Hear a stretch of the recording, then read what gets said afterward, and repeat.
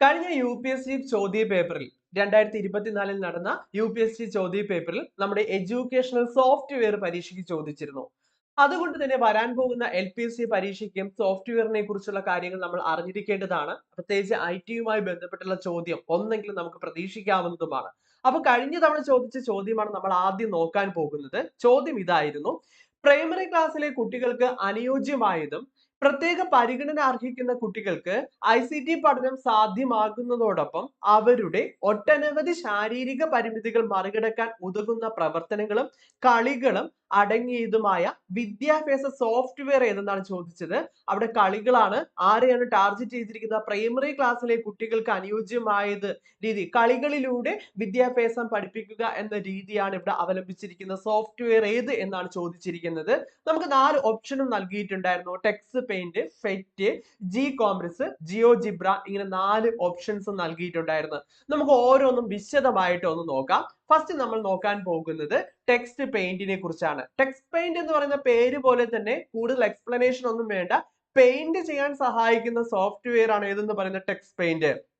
അതായത് പാഠഭാഗങ്ങളിലെ ചിത്രരചനയ്ക്ക് ഉതകുന്ന സന്ദർഭങ്ങൾ ടെക്സ്റ്റ് പെയിന്റ് ഉപയോഗിച്ച് ചിത്രീകരിക്കാനാകും. അപ്പൊ ടെക്സ്റ്റ് പെയിന്റ് ഉപയോഗിച്ച് പാഠഭാഗങ്ങളിലെ ചിത്രരചനയ്ക്ക് ഉതകുന്ന സന്ദർഭങ്ങൾ അതിൽ നൽകിയിട്ടുണ്ട്. അത് ഉപയോഗിച്ചുകൊണ്ട് തന്നെ നമുക്ക് പെയിന്റ് ചെയ്യാൻ സാധ്യമാകുന്ന ഒരു സോഫ്റ്റ്വെയർ ആണ് ഏതെന്ന് പറയുന്നത് ടെക്സ്റ്റ് പെയിന്റ് എന്ന് പറയുന്നത്. കുട്ടികളുടെ ചിത്രരചന ശേഷി വികസിപ്പിക്കാൻ അവസരമൊരുക്കുന്ന സോഫ്റ്റ്വെയർ ഏത് എന്ന് പരീക്ഷയ്ക്ക് ചോദിച്ചാലും അതിന് ഉത്തരം ഏതാണ്? ടെക്സ്റ്റ് പെയിന്റ് ആണ് നമുക്ക് ഉത്തരമായിട്ട് എടുക്കാൻ കഴിയുന്നത്. അപ്പൊ കുട്ടികളുടെ ചിത്രരചനാ ശേഷി വികസിപ്പിക്കാൻ അവസരമൊരുക്കുന്ന സോഫ്റ്റ്വെയർ ആണ് ഏത്? ടെക്സ്റ്റ് പെയിന്റ് എന്ന് പറയുന്നത്.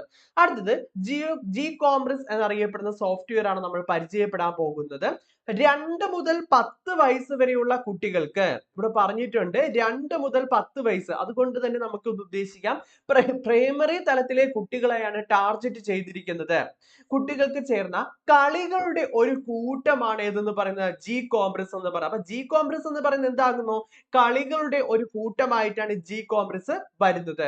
ഓരോ വിദ്യാർത്ഥിയുടെയും ശാരീരികവും മാനസികവുമായ അവസ്ഥയ്ക്ക് അനുയോജ്യമായ പഠനാനുഭവങ്ങൾ നൽകാൻ ജി കോംപ്രസ് സോഫ്റ്റ്വെയറിന് സാധിക്കുന്നു. കളികളിലൂടെ കുട്ടികളെ പഠിപ്പിക്കുന്ന സോഫ്റ്റ്വെയർ ആണ് ഏതെന്ന് പറയുന്നത് ജി കോംപ്രസ് എന്ന് പറയുന്ന സോഫ്റ്റ്വെയർ.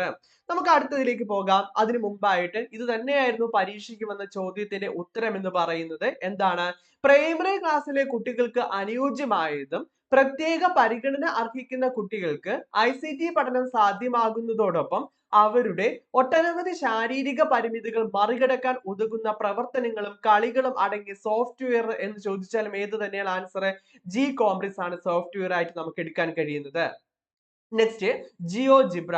ഈ കാണുന്നത് പോലെ തന്നെ ഗണിതവുമായി ബന്ധപ്പെട്ട് നിൽക്കുന്ന സോഫ്റ്റ്വെയർ ആണ്. ഗണിതത്തിൽ ജാമിതീയ രൂപങ്ങൾ വരയ്ക്കുന്നതിനും അവയുടെ പ്രത്യേകതകൾ നിരീക്ഷിക്കുന്നതിനുമുള്ള സോഫ്റ്റ്വെയർ ആണ് എന്ന് പറയുന്ന ജിയോജിബ്ര എന്ന് പറയുന്നത്. ഒറ്റ വാക്കിൽ ഒരു ചോദ്യമായിട്ട് നമ്മുടെ മുന്നിലേക്ക് അവതരിപ്പിക്കാം. സ്വതന്ത്ര ഗണിത പഠന സോഫ്റ്റ്വെയർ ഏതെന്ന് ചോദിച്ചാൽ നമുക്ക് ഉത്തരം എഴുതാൻ കഴിയണം. ഏതാണ്? ജിയോജിബ്ര എന്ന് പറയുന്നത് സ്വതന്ത്ര ഗണിത പഠന സോഫ്റ്റ്വെയർ ആണ്. ജിയോമെട്രിയിലെ ജിയോ അവിടെ തന്നെ ഉണ്ട്.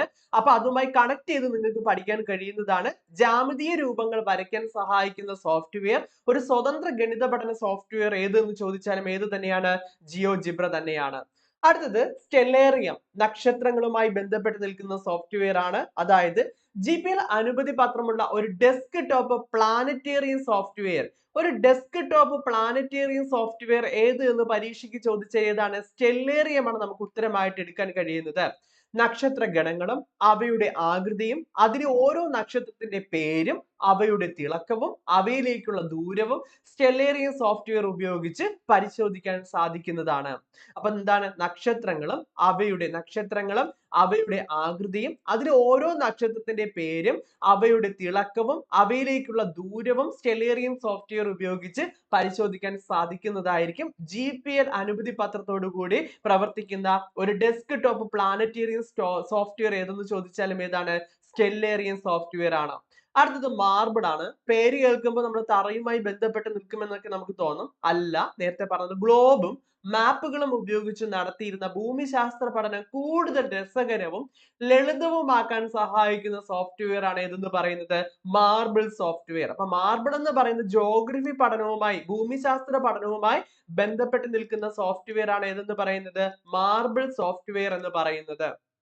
ഗ്ലോബും മാപ്പുകളും ഉപയോഗിച്ച് നടത്തിയിരുന്ന പഠനം എന്ത് ചെയ്യുന്നു കൂടുതൽ രസകരവും ലളിതവുമാക്കാൻ സഹായിക്കുന്ന സോഫ്റ്റ്വെയർ ആണ് മാർബിൾ സോഫ്റ്റ്വെയർ എന്ന് പറയുന്നത്. അടുത്ത സൺ ക്ലോക്ക്. ക്ലോക്ക് എന്ന് പറയുമ്പോൾ തന്നെ സമയവുമായിട്ടൊക്കെ ബന്ധപ്പെട്ട് നിൽക്കുന്നു എന്ന് തന്നെ നമുക്ക് അനുമാനിക്കാം. പേര് പോലെ തന്നെ നമുക്ക് അത് പഠിച്ചെടുക്കാം. ലോക ഭൂപടത്തിൽ രാത്രിയും പകലും അനുഭവപ്പെടുന്ന രാജ്യങ്ങളിൽ നിഴലും വെളിച്ചവും നൽകി വേർതിരിച്ച് കാണിക്കുന്ന സോഫ്റ്റ്വെയർ ആണ് ഏതെന്ന് പറയുന്നത് സൺ ക്ലോക്ക് എന്ന് പറയുന്നത്. അപ്പൊ ലോക ഭൂപടത്തിൽ രാത്രിയും പകലും അനുഭവപ്പെടുന്ന രാജ്യങ്ങൾ ഉണ്ടാകും. അവിടെ നിഴൽ നൽകുന്നു. ഇപ്പൊ രാത്രിക്ക് വേണ്ടി നിഴൽ നൽകുന്നു, പകലിന് വേണ്ടി വെളിച്ചം നൽകി ഇങ്ങനെ വേർതിരിച്ച് കാണിക്കുന്ന സോഫ്റ്റ്വെയർ ആണ് ഏതെന്ന് പറയുന്നത് സൺ ക്ലോക്ക് എന്ന് പറയുന്നത്. അടുത്തത് ലാസ്റ്റ് നമ്മൾ നോക്കുന്ന ഫെറ്റ് എന്ന് പറയുന്ന സോഫ്റ്റ്വെയർ ആണ്. സയൻസ് പഠനത്തിനായി ഉപയോഗിക്കുന്ന ഒരു സോഫ്റ്റ്വെയർ. താഴെ തന്നിട്ടുള്ളവയിൽ സയൻസ് പഠനത്തിന് ഉപയോഗിക്കുന്ന സോഫ്റ്റ്വെയർ ഏതെന്ന് ചോദിച്ചതാണ് ഫെറ്റ് ആണ്. അപ്പൊ ഗണിതവുമായി ബന്ധപ്പെട്ട് നിൽക്കുന്ന ജോമെട്രി രൂപങ്ങളുമായി ബന്ധപ്പെട്ട് നിൽക്കുന്ന സോഫ്റ്റ്വെയർ പഠിച്ചു. കളികളിലൂടെ കടന്നു പോകുന്ന സോഫ്റ്റ്വെയർ ജോഗ്രഫിയുമായി ബന്ധപ്പെട്ട് നിൽക്കുന്നത് നമ്മൾ പഠിച്ചു. അതുപോലെ തന്നെ ഫെറ്റ് എന്ന് പറയുന്ന സയൻസ് പഠനത്തിനായി ഉപയോഗിക്കുന്ന ഒരു ഇന്ററാക്റ്റീവ് സിമുലേഷൻ സോഫ്റ്റ്വെയർ ഏതെന്ന് ചോദിച്ചാൽ ഏതാണ് ഫെറ്റ് ആണ്. അപ്പൊ ഇത്രയുമാണ് പ്രധാനപ്പെട്ട എഡ്യൂക്കേഷണൽ സോഫ്റ്റ്വെയർ. അപ്പൊ ഇത് പഠിച്ചിട്ടില്ലെങ്കിൽ പഠിക്കുക, ഏറ്റവും പ്രധാനപ്പെട്ട ഒരു മേഖലയാണ്. അപ്പോൾ എഴുത്താണ് യൂട്യൂബ് ചാനൽ നിങ്ങൾ ഇതുവരെ സബ്സ്ക്രൈബ് ചെയ്തിട്ടില്ല എങ്കിൽ സബ്സ്ക്രൈബ് ചെയ്യുക, ഒപ്പം തന്നെ ബെൽ ബട്ടൺ കൂടി അമർത്തുക. അപ്പൊ നമുക്ക് മറ്റൊരു വീഡിയോ വീണ്ടും കാണാം.